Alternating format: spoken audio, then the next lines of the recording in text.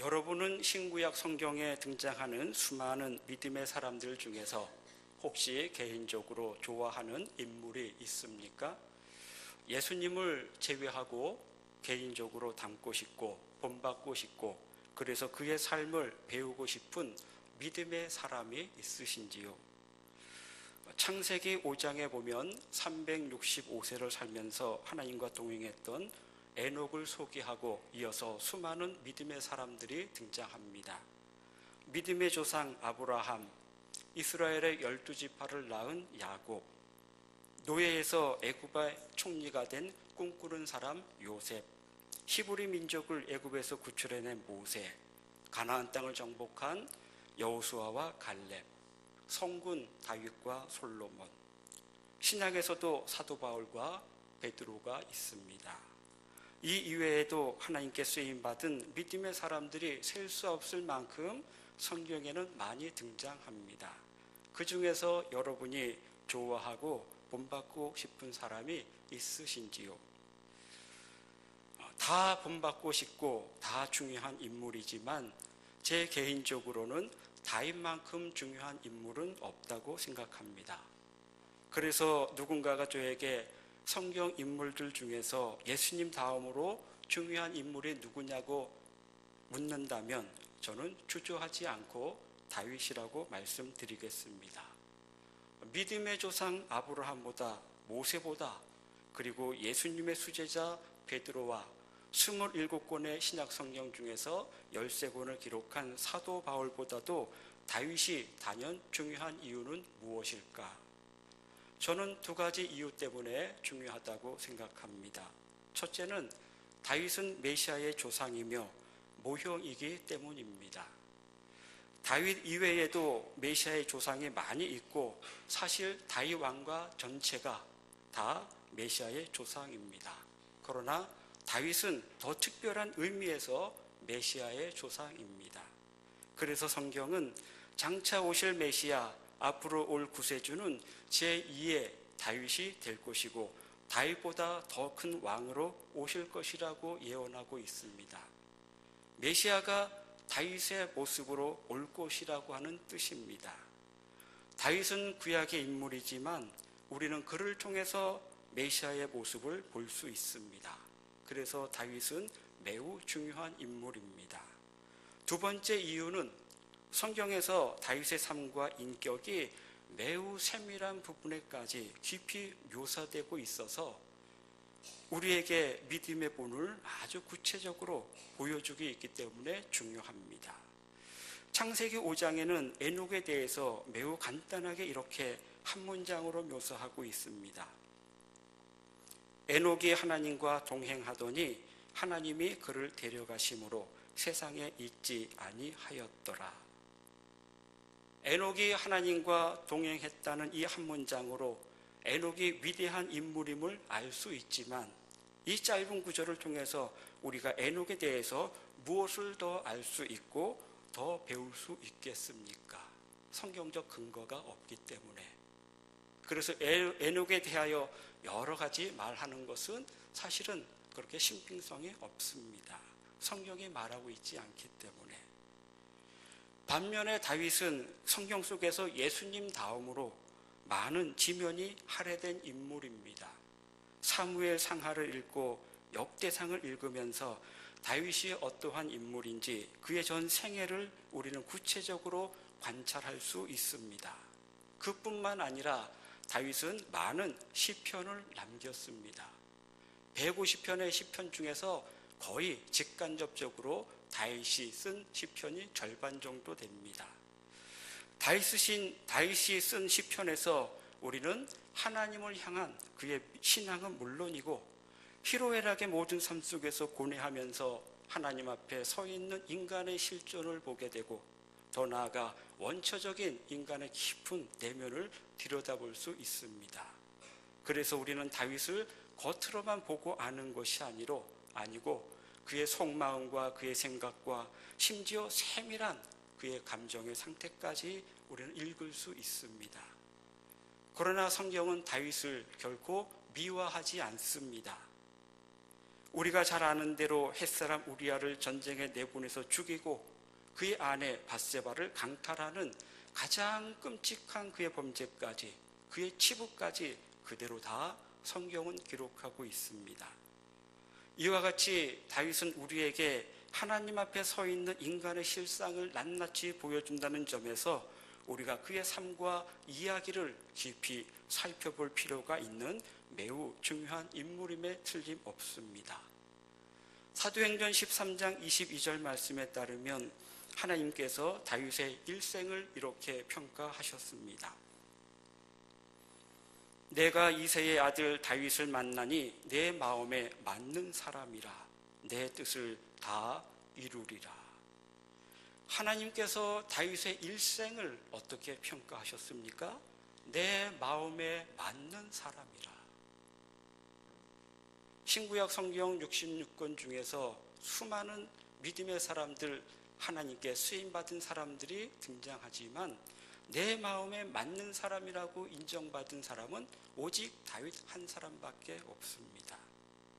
도대체 다윗은 하나님 앞에서 어떻게 살았길래 하나님께서 내 마음에 맞는 사람이라고 인정하셨을까? 여러분이 성경에서 다윗에 관한 이야기를 읽거나 혹은 다윗이 쓴 시편을 읽을 때 하나님께서 내 마음에 맞는 사람이라고 인정하신 이 말씀을 항상 염두에 두고 다윗을 관찰하십시오. 도대체 다윗은 하나님 앞에 어떻게 살았길래 내 마음에 맞는 사람이라고 하나님께서 인정하셨을까? 하셨는가? 다윗의 삶과 그가 남긴 시편을 읽게 되면 우리는 그 흔적을 발견할 수 있습니다. 우리가 사회생활하면서 누군가에게 인정받는 것도 쉽지 않습니다. 요즘 세상에 다른 사람을 인정받기도 어렵고 잘 인정해 주지도 않는 시대입니다. 왜냐하면 다른 사람을 인정하는 순간 나는 그 사람에게 뒤처질 수 있기 때문에 그렇습니다. 누구에게 인정받는 것도 쉽지 않고 또한 누구를 인정하기도 쉽지 않은 이 땅에서 다윗은 누구에게 인정을 받은 것입니까? 하나님께 인정을 받았습니다. 직장 상사나 동료가 깐깐한 분이라면 인정받기는커녕 하루하루 무사히 보내는 것도 쉽지 않습니다. 그런데 다윗은 사람이 아니라 거룩하신 하나님, 완전하신 하나님으로부터 인정을 받았습니다. 그것도 이 정도면 됐다 하고 인정을 받은 것이 아니라 하나님께서 다윗의 삶에 감동을 받으신 거예요. 어쩌면 그렇게 내 마음에 쏙 드는 사람이냐.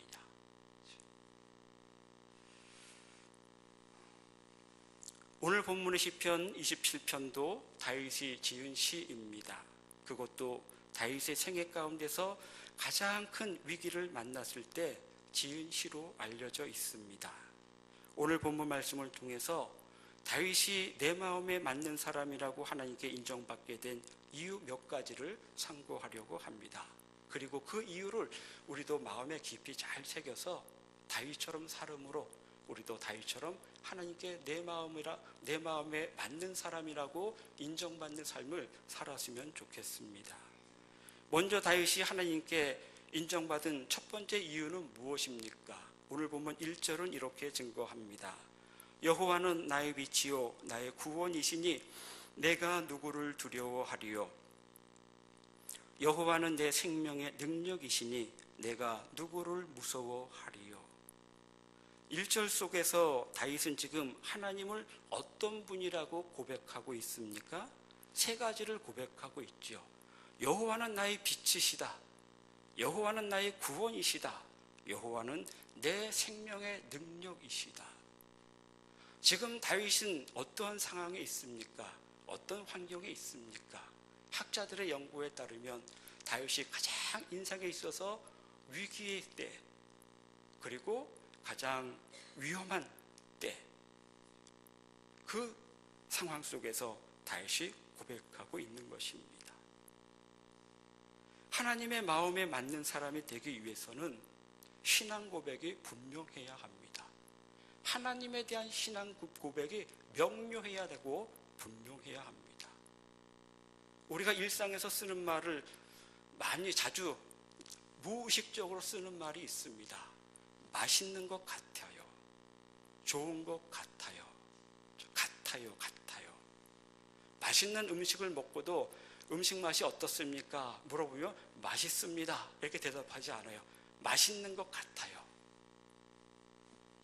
무엇을 보아도 평가할 땐 다 같아요입니다. 확신을 가지고 같다 얘기하지 않습니다. 그만큼 우리 사회가 경직되어 있다라고 하는 것이죠.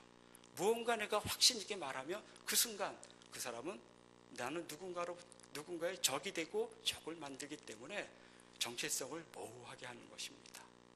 즉 같아요. 우리가 일상에서는 그렇게 말하고 표현할 수 있지만 하나님에 대해서는 우리 신앙 고백은 분명합니다. 하나님이 빛이신 것 같아요. 하나님이 내 생명의 능력이신 것 같아요. 그거하고 하나님이 내 생명의 능력이십니다. 하나님은 빛이십니다. 하나님 나의 구원이십니다. 하늘과 땅 차이입니다. 여러분은 신앙 고백이 명료하고 분명하십니까? 아직도 하나님이 하나님인 것 같기도 하고 아닌 것 같습니까? 예수님이 나의 구세주인 것 같기도 하고 아닌 것 같기도 하십니까? 신앙 고백을 분명히 할 때 하나님은 기뻐하십니다. 고백은 마음으로 생각으로 하는 것이 아니라 말로 표현하는 것입니다. 입으로 시인하는 것이고 믿음으로 선포하는 것입니다.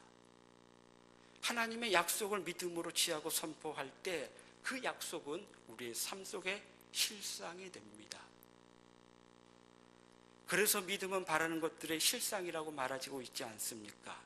입술로 고백하고 믿음으로 선포하니까 어떤 역사가 나타났습니까? 1절에 보면 두려움도 무서움도 사라집니다. 그래서 내가 누구를 두려워하리요? 내가 누구를 무서워하리요? 두려움과 무서움으로부터 벗어나 담대해집니다. 하나님은 믿음으로 선포하는 우리의 고백을 기뻐하십니다. 믿음으로 고백하며 선포할 때 말씀은 우리의 삶 가운데 현실이 됩니다. 하나님의 말씀은 죽은 문자가 아닙니다. 하나님의 말씀은 단순하게 책에 기록된 검정글씨로 기록된 활자가 아닙니다. 하나님의 말씀은 살아있고 생명력 있는 말씀이라고 성경은 증언합니다. 그 말씀을 믿음으로 취하고 말씀을 믿음으로 선포할 때 그 말씀이 우리의 삶의 현실이 된다고요. 실상이 된다고요. 그때 우리는 하나님을 경험하게 되고 하나님의 능력을 힘입게 됩니다. 그래서 신앙 고백이 명료한 것은 대단히 중요합니다. 미국 감리교회 인도 선교사였던 스탠리 존스 목사님의 유명한 일화가 있습니다. 여러분도 한두 번쯤 많이 들어보셨을 것입니다. 이분은 평생 인도 선교사로 사역하시다가 안식년을 맞이해서 본국 미국으로 잠시 귀환합니다. 그의 나이 69세 때 갑자기 건강하신 분이 뇌출혈로 쓰러지셔서 중풍으로 인해 보스턴 병원에 입원하여 재활 치료를 받습니다. 담당 간호사가 매일 아침마다 굿모닝 하면서 병실을 방문합니다. 하루는 이 스탠리 존스 목사님이 자기 담당 간호사에게 그렇게 부탁합니다. 내 방에 들어올 때마다 굿모닝이라고 인사하지 말고 나사렛 예수 그리스도의 이름으로 명하노니 일어나 걸으라. 이렇게 말씀해 주십시오. 간호사는 처음에 어색했습니다. 그러나 환자가 요청하는데 어떻게 거절할 수 있겠습니까? 간호사는 이 목사님의 병실을 들어갈 때마다 굿모닝이라고 인사하지 않고 나사렛 예수 그리스도의 이름으로 일어나 걸어라. 사도행전 3장 6절 말씀을 선포했습니다. 그리고 선교사님은 그 선포된 말씀을 아멘으로 화답했습니다. 그리고 그는 몇 달이 지나지 않아 일어났습니다.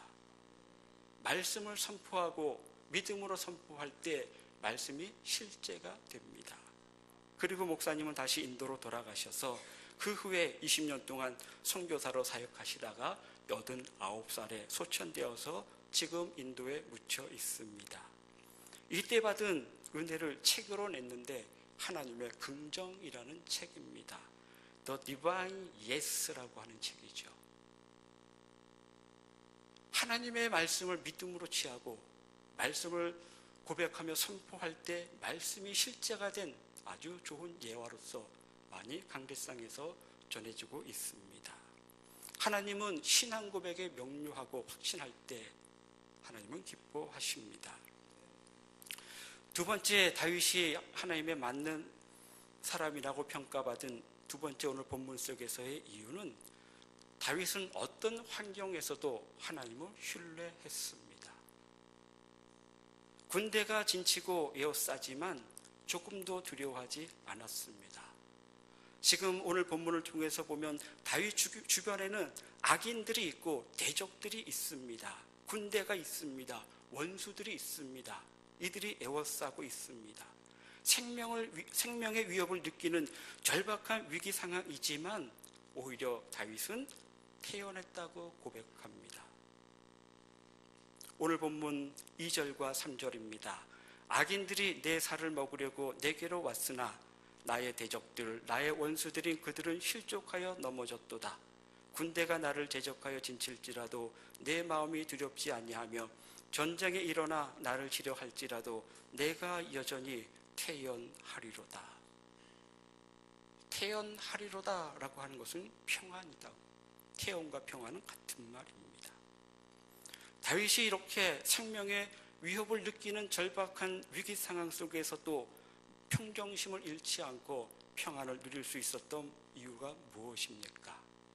하나님을 전적으로 신뢰하며 의지했기 때문입니다. 다윗은 양치기 목동일 때에도 하나님을 신뢰했습니다. 그래서 사자의 발톱과 곰의 발톱에서 양을 건져냈습니다.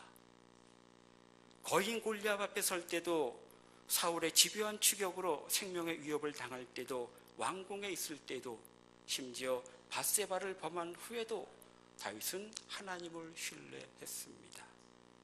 어떤 상황에서도 하나님을 신뢰했기 때문에 생명의 위협을 받는 위기 속에서도 두려워하거나 무서워하지 않고 오히려 평정심을 잃지 않았습니다. 평안을 누렸습니다. 하나님을 신뢰하는 자만이 누릴 수 있는 은총입니다. 무엇입니까? 평안입니다. 통장에 있는 든든한 나의 노후 자금이 우리에게 평안을 주지 않습니다. 안락한 우리의 집이 우리에게 평안을 주지 않습니다. 세상에 줄 수 없는 참된 평안, 이 평안은 오직 그가 어떤 환경에 있든지 어떤 상황에 있든지 하나님을 신뢰하는 자만이 누릴 수 있는 은총입니다. 하나님의 약속을 믿음으로 취하고 입으로 시인하며 선포하는 자에게는 약속이 현실이 된다고 하면 하나님을 신뢰하는 자는 어떤 상황이나 환경에서도 평안을 누립니다. 두려운 일이 있을 때마다 그 두려움을 묵상하지 마십시오. 어려운 환경과 시련이 닥칠 때 그 환경과 시련을 묵상하지 마십시오. 그 환경과 어려움을, 그 문제를 뛰어넘고 그것보다 훨씬 크신 하나님을 바라보시며 묵상하십시오. 하나님의 성품과 능력과 약속을 신뢰하십시오.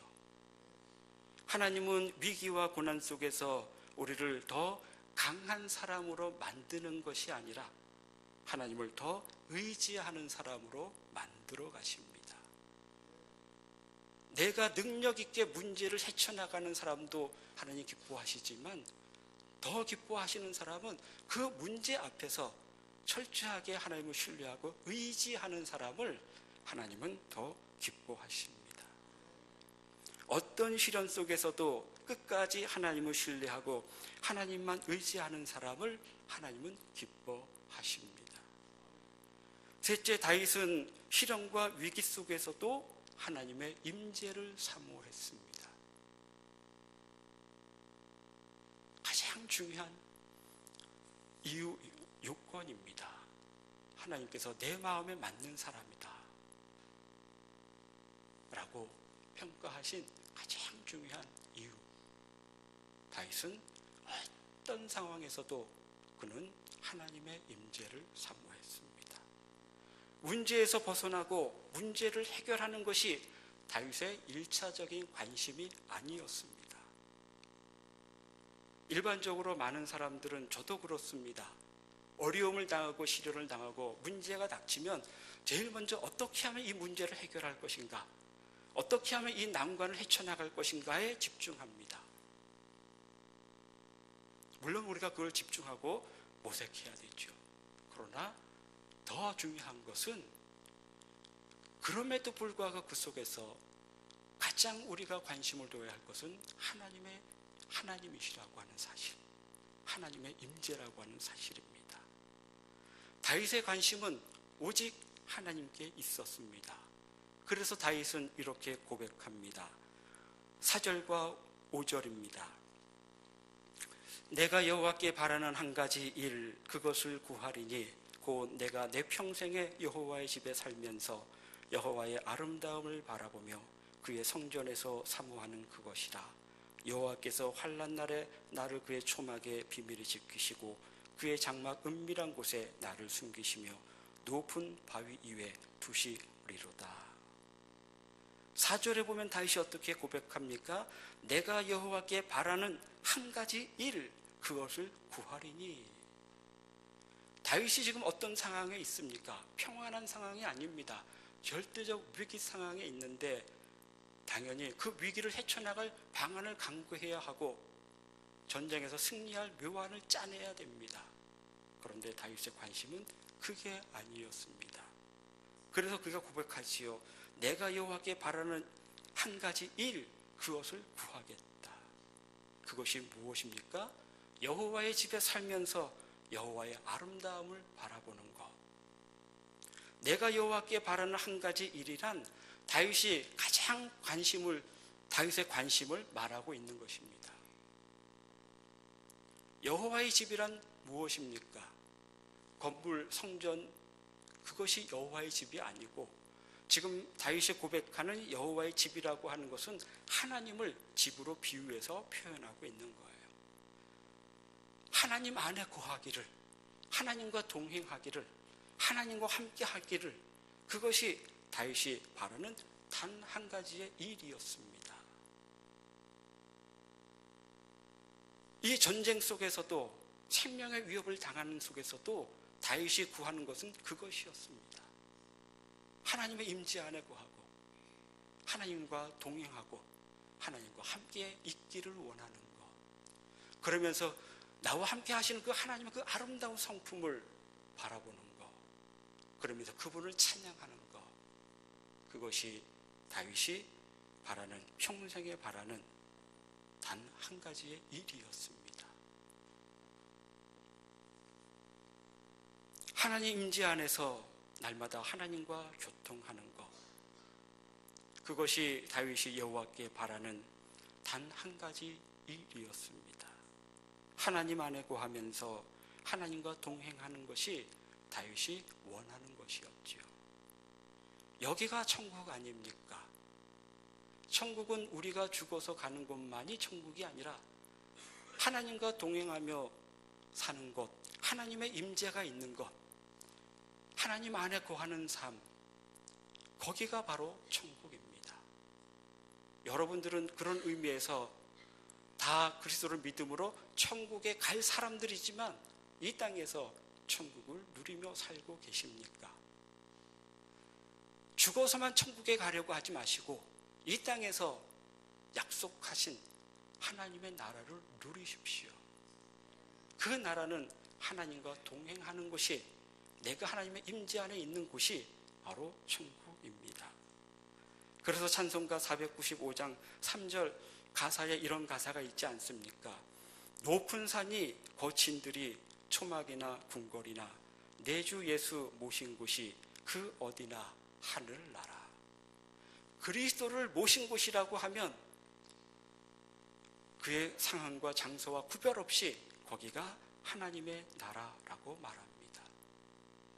하나님의 임재는 어느 특정한 시간이나 어느 특정한 장소에서만 경험할 수 있는 것이 아닙니다. 꼭 예배당에 나와서 예배할 때, 꼭 교회 나와서 기도할 때 예배당에서만 특정한 시간에 경험할 수 있는 것이 결코 아닙니다. 하나님의 임재는 매일매일의 의미 없이 반복되는 일상의 허드렛 일에서조차 하나님은 우리와 함께 하시고 그 속에서 우리는 하나님과 동행하며 하나님을 만날 수 있습니다. 하나님은 우리가 생각한 것보다 훨씬 더 우리와 가까이 계시고 어느 곳에든지 우리와 함께 하시는 분입니다. 하나님은 우리와 함께 하시겠다고 신구약 성경의 수많은 구절에서 약속하셨습니다. 창세기 28장 15절입니다. 내가 너와 함께 있어 내가 어디로 가든지 너를 지키며 너를 이끌어 이 땅으로 돌아오게 할지라. 내가 내게 허락한 것을 다 이루기까지 너를 떠나지 아니하리라. 하나님께서 야곱에게 하신 말씀입니다. 너와 함께 하겠다. 내가 어디를 가든지 너를 지키고 너를 이끌겠다. 이사야 41장 10절 말씀입니다. 두려워하지 말라. 내가 너와 함께 함이라. 마태복음 28장 20절입니다. 내가 세상 끝날까지 너희와 항상 함께 있으리라. 요한복음 14장 16절 말씀입니다. 내가 아버지께 구하겠으니 그가 또 다른 보혜사를 너희에게 주사 영원토록 너희와 함께 있게 하리니. 하나님이 어디에서 우리와 함께 하시겠다고 약속하셨습니까? 예배당에서만 예배드릴 때만? 그게 아니죠. 내가 어디를 가든지 언제까지 함께 하시겠다고 약속하셨습니까? 세상 끝날까지. 우리가 일상의 삶 속에서 날마다 하나님은 우리가 일상의 삶 속에서 날마다 하나님과 동행하기를 원하십니다. 하나님을 신뢰하고 의지하기를 원하십니다. 그래서 우리가 일상의 모든 삶 속에서 하나님을 더 풍성하게 경험하기를 원하십니다. 여러분의 삶의 자리에서 항상 하나님의 임재를 사모하며 하나님과 동행하기를 힘쓰십시오. 매일매일 일터에 나갈 때마다 하나님의 임재를 구하십시오. 누구와 만날 때도 그 만남 속에 하나님이 함께 하시기를 구하십시오. 내가 여호와께 바라는 한 가지 일, 그것이 무엇입니까? 하나님의 임재, 하나님과 동행하는 것. 그것이 다윗의 소원이었습니다. 새해가 지난 지 일주일 되었고 이제 또 다른 새해가 다가옵니다. 구정이 다가오지요. 여전히 우리는 새해 속에 살고 있기 때문에 많은 사람들이 새해 소원을 품고 새해 소원을 빌고 있습니다. 평범한 소시민의 소원은 새해에도 아프지 않고 건강하게 사는 것입니다. 소박한 소원이지요.